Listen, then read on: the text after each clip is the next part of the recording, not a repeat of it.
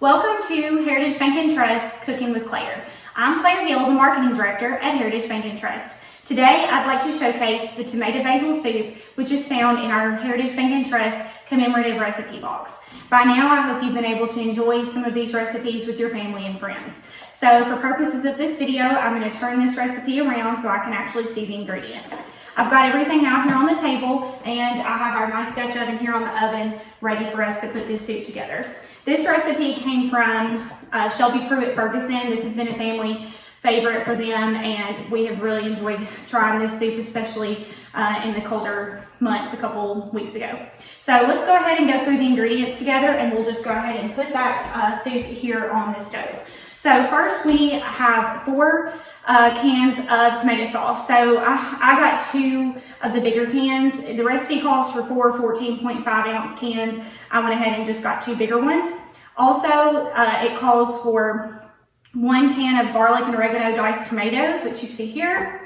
It also calls for a can of chicken broth. I had a big carton of chicken broth, so I've just poured that out in a measuring bowl. 1 stick of butter, and then heavy whipping cream, which you see here.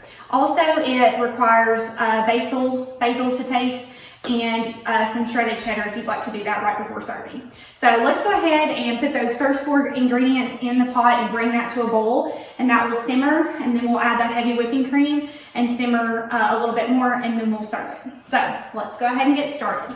So first off, we're going to go ahead and put the tomato sauce and the tomatoes. I'm going to go ahead and put that down in this pot.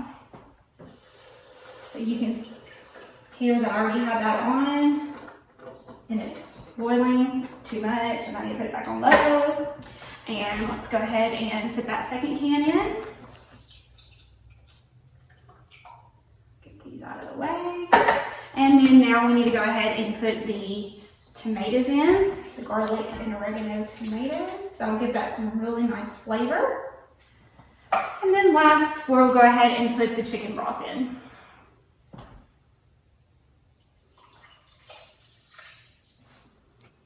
So I'm going to go ahead and give that a stir. Now this actually needs to simmer for 30 minutes. So I'm going to go ahead and stir this up really quickly. And we don't need to forget, we need to go ahead and put that stick of butter in and let that cook up here in a minute. So let's go ahead and stick that butter in. Just 1 stick of butter. Wash it down in there. Put that away really quickly. Okay, so we're going to just stir this up and let this simmer, and that butter will melt, and we will be back here in a minute to add that heavy whipping cream and the basil right before we get ready to stir.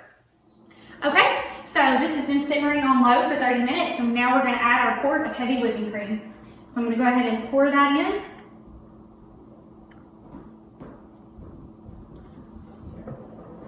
Now we're going to give it a stir. And we're going to add a little bit of dried fresh basil. Do a nice little sprinkle. If you want more, you can add more. And just let that heat up. And you've got a wonderful tomato basil soup for you to enjoy with your family. So again, I'm Claire Hill, the Marketing Director at Heritage Bank and Trust. Oh, and don't forget to top with a little bit of cheddar cheese whenever you dish it out to serve. But anyways, I'm Claire Hill, the Marketing Director at Heritage Bank and Trust.